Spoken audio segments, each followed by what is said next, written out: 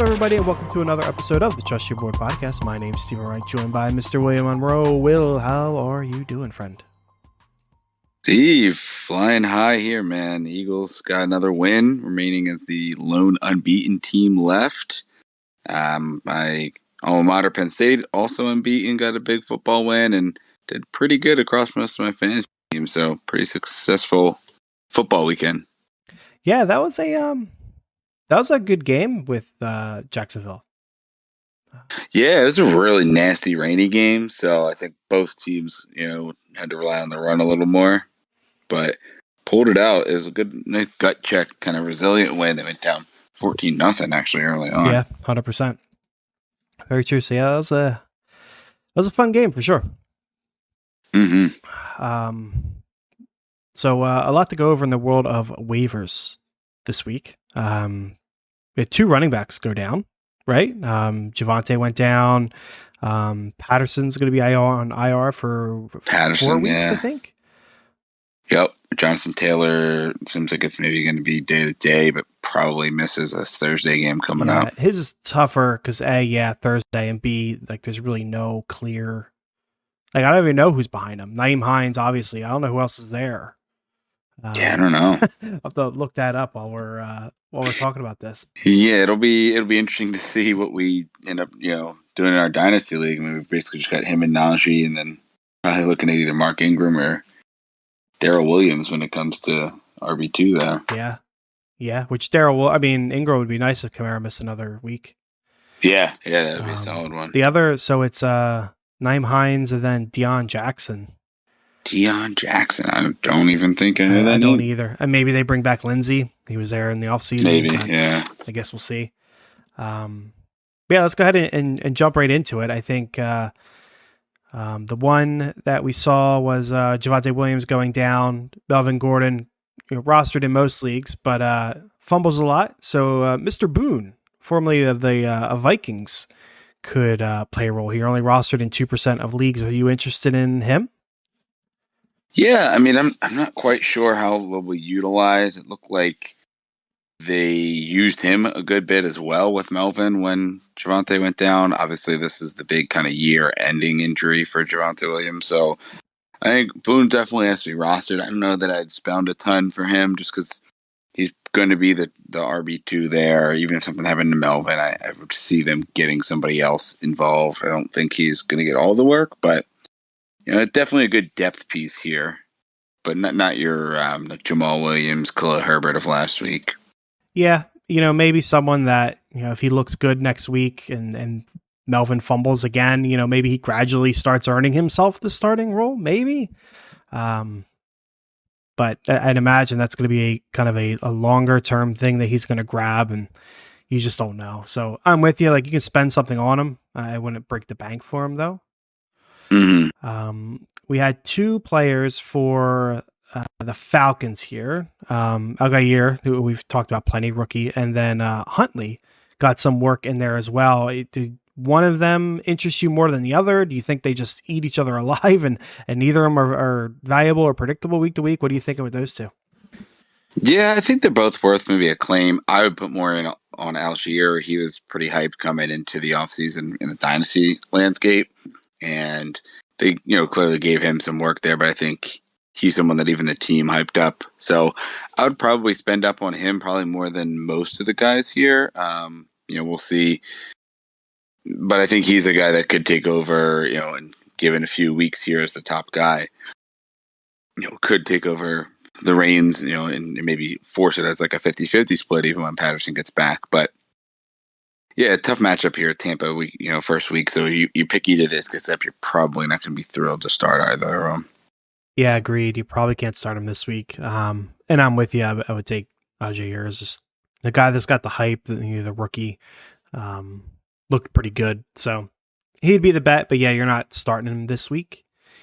We got a whole host of some other people here. Pacheco, been solid this year so far. Brian Robinson being activated, Gibson not getting a lot of work. Mostert's look good, kind of confusing down there.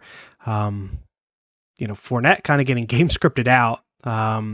Rashad White getting some work. Any of those four names, like they all interest you? Some of them, what do you think about those guys there? Yeah, I think to a degree, all of them. I think Mostert's probably your safest bet, just because he looks like he's the guy that they want to rely on most. And he and Chaser, I think kind of both head and shoulders above the rest. So I think they're both pretty safe to get touches, and he's like the top guy. The other guys you're probably rostering and not able to play. Like Mostert's really the only guy here that you can play this week. Maybe Boone, maybe Algier for a volume play. But Mostert is a guy I'd be looking to pick up and play against the Jets.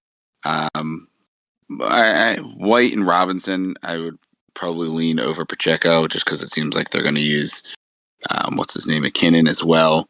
But all three of them are worth throwing on your bench and kind of just seeing what happens. Especially White is definitely someone that you can tell could be utilized a lot with if Lenny's not there. So if there's an injury to Lenny, you want to have him on your bench already if you have the ability to stash him. Yeah, he's an interesting one where I'm not sure he could just take the job, but Fournette hasn't been the best this year. He's been pretty inefficient, and if White got a chance and did something with it, maybe he could take the role. I just can't see them actually making that change.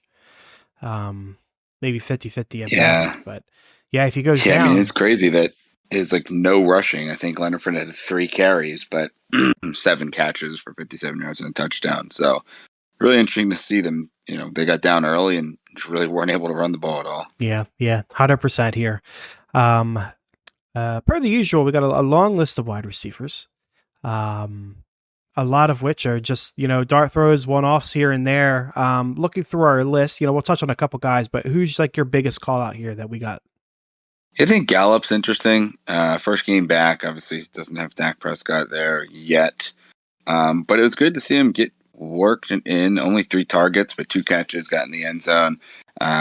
So I could see people maybe discounting that because it's all, not a lot of volume and, you have the touchdown there. But tough matchups coming up with the Rams and the Eagles the next 2 weeks. But I think he's someone that's only going to get better as the season goes on. He'll get healthier. Dak will come back.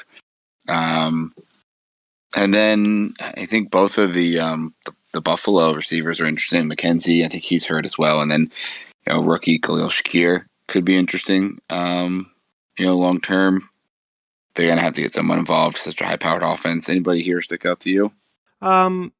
The same kind of lists. Gallup he's rostered in 41% of leagues per Yahoo. That surprised me actually. I figured it'd be higher, so he's definitely the one for me. McKenzie, as long as the injury stuff's okay, high on the list. Shakir, I don't know about. Someone's got to emerge as the 2. Like Gabe Davis, the usage hasn't been what you wanted. Yeah, it's so weird. I think everyone was really thinking it was going to be him. Yeah. So I don't know. And maybe it's just going to be, kind of a Kansas City situation where it's just going to be someone different every week. Minus Diggs. Kansas City has that with their wide receiver 1 position. We're talking, the 2 for KC, but maybe just be someone different every week. It'd be hard to track down. The other one I very hesitantly bring up, but I'll bring up 2. Mooney showed up. Maybe something starts to happen there long term. Like out of everyone we have listed, he is the one that's the clear wide receiver 1 for his team. And if they actually throw the ball, he'll be valuable again.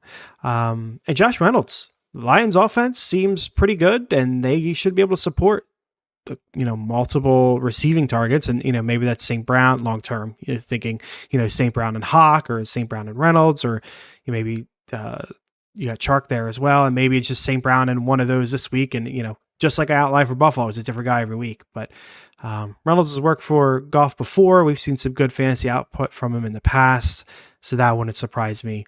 Some of the other names we have listed here: George Pickens, Agnew, Alec Pierce, Corey Davis, Peoples-Jones, MVS. Anyone there interest you at all? Like worthy call-outs at all, or? I think Pierce is interesting. He had some solid usage there in Indianapolis, only 5% rostered, so you can probably get him for virtually free. And I mean, they're using the tight ends, but there's really no other receivers of note there. if JT misses a week or two here, maybe they aren't as effective at running the ball. See what Denver, does obviously without Javonte Williams. But maybe we see this as a more high scoring game, or I'm sorry, high passing volume game. And that gets him involved a little more. And then I think Mooney is someone he finally had a decent week. So, the production is there historically. The team obviously isn't great, but if they can get back into a little bit more of a rhythm, just getting him involved, even if it's not throwing the ball 40 times, it's just getting him to the targets that he deserves because we know he's a good player. Yeah, I agree. I think Pierce is a nice call out, mostly because he's an unknown with a lot of opportunity, right? Like just outside of Pittman, there's just no one there. Maybe a tight end that you can't predict week over week. But there's a lot of opportunity for him where, Pickens looks like he has a talent, but there's no room there. Plus you might be with a rookie wide receiver the rest of the year or a rookie quarterback the rest of the year. And then Agnew, Peoples-Jones, and MVS, we just know what they are. And they're people that will pop off once every 4 weeks and then disappear again for a while. Maybe Peoples-Jones gets more consistent when Watson gets back, but like you're not picking him up now for that. And I probably wouldn't roll the dice there anyway. So yeah, I think you're right. Gallup, top notch, Buffalo wide receiver you want to throw a dart at, Mooney, Pierce, Reynolds, and everyone else is just, you need a upside shot because you got a bad projection. They got a good matchup. Then you take a shot, I guess. Yeah. No, tight ends is a pretty ugly one as well here. A couple of names, Mo Alley Cox, Will Disley, Robert Tonyan, Taysom Hill, guys that are rostered in, under a third of leagues and had, decent usage at least, if not production this week. Any interest in any of the three of them or four of them? Tonyan, for sure. He's the one with rapport with Rodgers. He's seen good fantasy output from him before. So he would be the one I lean on the most. Taysom, I'm just not interested in. Disley's fine. It might be matchup dependent, but Mo Alley Cox, I don't think it's matchup dependent, but I'm not sure you're going to be able to predict when he's going to have good games. So I think 6 targets this week, but 2 touchdowns, caught all 6 for 85 yards. So obviously a good week, but they do have a few tight ends they use as well. So it's not like you're going to be guaranteed volume there. Yeah, and maybe you will. I mean, Ryan likes the tight end. Maybe he's just establishing a rapport, but they can just be cycling through them. Yeah, and you see the same thing with Disley in Seattle too. 3 guys that are getting work, but they seem to use that position. So, worse places to go if you really are streaming the tight end position than those two. But Tonyan, I think, is an interesting one that maybe we see the volume go up. Obviously, pretty predicated on the score this week. Two targets, 2 catches, 22 yards, what he got in the end zone. I just feel like they have to get him involved. But, I mean, Rodgers just spreading it around, and they're really running the ball. So here's a question, Will, asking for a friend. Are you benching Kyle Pitts for Robert Tonyan? Man, I don't think so. I think if you had like a good volume play that you're like, all right, at least I know I'm getting 5 catches for 50 yards. But I think Tonyan could bust just as much as Pitts could. But I don't think you're getting the boom that you have the opportunity with Pitts. But man, is it tough. And man, am I happy that I didn't end up with any Pitts shares this year. Because that is just crazy to see what he's done so far. Yeah, so I'm looking at our waiver wire right now. I'm going to run some names at you here. A baller style. Pitts or Irv Smith. I'll keep Pitts as Tampa Bay. Rest of the season or just for like this week? This next we'll say week? 1 week. Pitts has Tampa Bay, which is middle of the pack as far as tight ends go. Yeah. Irv Smith has Chicago, which is actually decent against tight ends. So Kyle Pitts or Irv Smith? I probably go Pitts. I mean, what did Irv do this week? You got 3 points. Nothing. Yeah. Yeah. You're looking for the boom play there. Okay. How about Hayden Hurst? A guy that I think does get involved and got in the end zone this week. Yeah, I'm still going with Pitts. We went over Tunyon. Evan Ingram. None of them just entice me. I feel like they're all Tunyon bad. would maybe be the one that has like the highest upside. Yeah. Touchdown upside. Logan Thomas It's just is getting targets. yeah. You say all these names, but they're all like Bleh. but they're all like what, third, fourth, fifth, and in priority in the offensive passing game, whereas Pitts should be at worst second if we're thinking Drake London's just getting involved a ton. Yeah. But 3 targets this week for Pitts, man. Yeah. I thought you were out of the woods there last week with a decent week, and then back to it. Yeah, right back to it for sure. I mean, who has more? Like, if you were to take an upside shot this week, would you do Kyle Pitts against Tampa Bay or Taysom Hill against Seattle? Yeah, see, like that's one where I feel like I may be enticed, just because if we know Jameis isn't playing and we're going to get a similar offense to what we saw, you're basically just playing for the touchdown with both of them. Yeah. So I think Taysom, worse ways to go. I mean, they could both goose, but Taysom at least is going to get some carries likely. Yeah, fair. Anyway, that was my little exercise. I don't think I'm going to do anything, but we'll move to quarterback streamers here, Will. We have for you 5 quarterbacks. We got Jared Goff at New England, Carson Wentz versus Tennessee, Tannehill at Washington, Bridgewater at the Jets, and Geno Smith at New Orleans.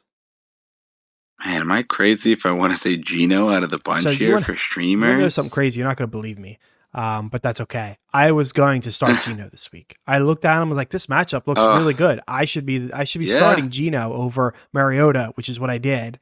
But Mariota has a safe floor. Like, bullshit. Clearly not. Come on, man. Clearly a 90, a game that's going to go over 90 points. We all saw that coming with Detroit and Seattle. For real. But, with that said, New Orleans defense, definitely better than Detroit. But it's kind of a rough week. Goff has got New England. You don't want to do that. That's what I'm saying. Goff was probably the other one that I like just as a player and the way they're playing, but another tough matchup. New England and New Orleans are both tough matchups for the guys that are playing well. Tennessee, would you do Tannehill or Wentz? Man, I feel like I'd want to go Tannehill just because, you just know there's a turnover in the Wentz game. I was listening to, I think it was a podcast I listened to for the Eagles on the BGN network for Bleeding Green Nation. And I forget what the exact stat was, but it was something along the lines of like Carson Wentz has like 60 career fumbles in like 65 career games. It was like something absurd where like you can almost guarantee he will have at least one fumble, maybe not fumble loss, but fumble per game. Wow, yeah. And it's just, is it going to come at the worst time possible, or is it going to come at a manageable time? So I will say, because I got Wentz on my team, I can easily see this. Tennessee has given up the 4th most fantasy points to quarterbacks. Yeah, and I mean, hey, I'm playing you next week. The upside is there. Yeah, there you go. Do you want to play him against me? Yeah, I know. Yeah, interesting. I am projected to win right now by 5 points. Yeah, I've got all these players that are projected around the same. I don't have any like standout guys. So, like everyone on my bench is projected for only one player is projected under 10 points. Wow. Yeah, it's a good problem to have. But yeah, they're all kind of right in the mix together there. But yeah, regardless, I don't know. I mean, he obviously has the upside to go off, but I think Dotson likely is going to be out a couple weeks here with a hamstring. So you're looking at Samuel and McLaurin really are your only options, I guess. The receiving the running backs and Logan Thomas. Yeah, it's not great. I mean, I feel like I would just stay in the flames with Geno Smith right now. New Orleans is a good defense, but I would rather go to New Orleans and face that defense than go to New England and face that defense, despite how each of the offenses are looking. Yeah, that's fair. Okay. I think I might go Wentz, but that's really difficult. I think I'd go Wentz. Yeah, I mean it's easy for me to root against them, so you might as well just do that. Yeah, sure. Defensive streamers. We have the Vikings versus Chicago, Jaguars versus Houston, the Dolphins at the Jets, the Colts at Denver, and the Saints versus Seattle. Yeah, some solid options here. I mean, we keep seeing the Colts come up, and I think a lot of this you're seeing, injuries there with the Denver offense. So we'll see. I think the Denver defense could be interesting. I know they're owned more than 60% of teams, but that's a solid one as well out there. I feel like the Vikings, as bad as they overall have been, against Chicago at home.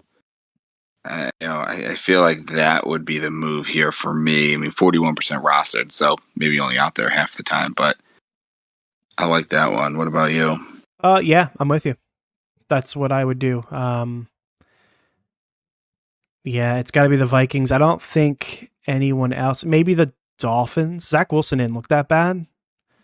Mm-hmm. Maybe the Dolphins, but yeah, out of this group, I'd go the Vikings, which is nice because not everyone is too too highly rostered.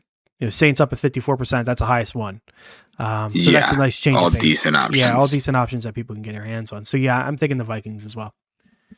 Yeah, I mean, you got a turnover in every game. Looks like they have 6 turnovers on the year. They've got 7 sacks. So, you're due for 1 to 2 of each of those, and they've the last 3 weeks they've given up about 24 to 25 points. So you hope that comes down a little bit, and you could be in line for a decent week for the defense there. Yeah, 100%.